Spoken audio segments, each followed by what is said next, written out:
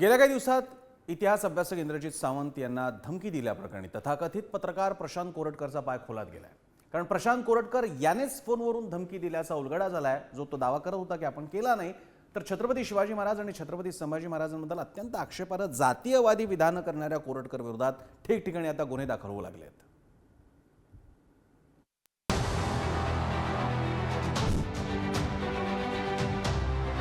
इतिहास अभ्यासक इंद्रजित सावंत यांना नागपुरातील तथाकथित पत्रकार प्रशांत कोरटकर यानेच धमकी दिल्याचा उलगडा झालाय। कोल्हापूर पोलिसांनी सायबर पोलिसांच्या मदतीनं सीडीआर मधून ही माहिती उघडकीस आणली। त्यामुळे तो मी नव्हेच अशी भूमिका घेणारा प्रशांत कोरटकर तोंडघशी पडला। जिथं असाल तिथे येऊन ब्राह्मणांची ताकद दाखवू, तुम्ही कितीही मराठे एकत्र करा, अर्वाच्य भाषेत शिवीगाळ आणि घरात येऊन मारण्याची धमकी दिली। छत्रपती शिवाजी महाराज, छत्रपती संभाजी महाराज यांच्याबद्दल प्रशांत कोरटकर कडून वादग्रस्त वक्तव्य।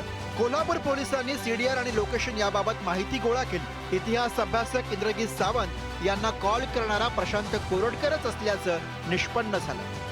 त्या फोनवरनच मला फोन झाला, तर एक संभ्रम जो निर्माण केलेला होता की माझा आवाज नाही किंवा माझा फोन नाही, तर तो आता पोलिसांच्यावर विश्वास ठेवला लोकांनी, आणि माझं तर आहेच पहिल्यापासून की तो आता दूर झालेला आहे। त्याच व्यक्तीनं फोन केलेला होता, हे त्या पोलिसांच्या रिपोर्टवरून सिद्ध होत। प्रशांत नाही, तो अतिशय गंभीर बाब आहे की शिवरायांचा अवमान करणं, याबद्दल तर त्यांना क्षमाच नाही आहे। आता खरं म्हणजे तो कुठं फरार झालाय, कुठं गेला तरी मातीतून म्हणजे त्याला खांदून आपण त्याला बाहेर काढू आपण, ती अडचण नाही आहे। शेवटी किती दिवस पळणार आहे तो? तर म्हणणं मी दोषी नाही आहे, तो फरार काय तो? छत्रपती शिवाजी महाराज आणि संभाजी महाराजांबाबत वादग्रस्त वक्तव्य करणाऱ्या प्रशांत कोरटकर विरोधात संताप पाहायला मिळतो। नागपुरात प्रशांत कोरटकरच्या अटकेसाठी बाईक रॅली काढण्यात आली। तसंच छत्रपती शिवाजी महाराज पुतळ्याजवळ स्वाक्षरी अभियान राबवण्यात आलं। प्रशांत कोरटकर विरोधात कठोर कारवाईची मागणी या माध्यमातून केली गेली। गुन्हा दाखल करून होणार नाही। जेव्हा आम्हाला लोकांना समजतो कुठं आहे, तो पोलिसाला काय समजत नाही की तो कुठं आहे। त्यांनी त्याला पकडावं, त्याच्यावर कारवाई करावी। जर FIR कोल्हापूरला झालं, त्याला पकडून कोल्हापूरच्या पोलिसांच्या अधीन करणं हे आमच्या इथल्या पोलिसांचं काम आहे। पण या लवकरात लवकर अरेस्ट नाही झाला तर हा एक तीव्र आणि उग्र मोर्चा, हा धडक मोर्चा हा मोठ्या प्रमाणात होईल। कोणीही महापुरुष असो, ज्यांनी आपल्या ह्या भारत देशासाठी म्हणा किंवा छत्रपती शिवाजी महाराजांनी भारत देश होता त्या हिंदवी स्वराज्याची स्थापना केली होती। त्यांनी सर्व जाती धर्मांना घेऊन ही स्थापना केलेली आहे। त्यामुळे अशा कोणताही महापुरुष असो, कोणत्याही धर्मात जातीचा असो, अशा महापुरुषावरती कोणी टीका टिप्पणी करत असेल, कोणी इच्छा न करत असेल, तर अशा लोकांचे ताबडतोब कठोर कारवाई झाली पाहिजे। आणि ह्यासाठी शासनाने एक कायदा करायला पाहिजे।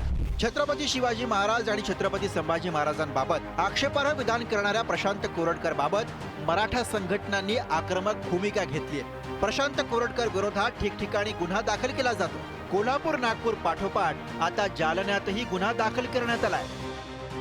इतिहास संशोधक इंद्रजित सावंत यांना फोन करून त्यांनी छत्रपती शिवाजी महाराज असतील, छत्रपती संभाजी महाराज, जिजाऊ माता यांच्याबद्दल अश्लील असं वक्तव्य केलं। त्या अनुषंगाने आज आम्ही मराठा क्रांती मोर्चा जालना जिल्ह्याच्या वतीनं या ठिकाणी कदीम जालना पोलीस स्टेशनमध्ये त्याच्यावर गुन्हा दाखल करण्यासाठी आलो होतो। आता FIR दाखल झालाय, तर त्याच्या विरुद्ध जे काही त्यांनी अतिशय वाईट कृत्य केलंय त्याबद्दल त्याला शिक्षा झाली पाहिजे।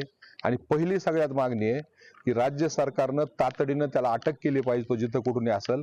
आज कुणाला अटक करणं किंवा त्याचा ट्रेस आउट करणं हे अवघड काम नाहीये, तर प्रामाणिकपणे राज्य सरकारनं हे काम जर केलं तर तो अटक होईल आणि त्याच्यावर गुन्हा दाखल करून पुढची कारवाई राज्य सरकारनं तातडीने केली पाहिजे।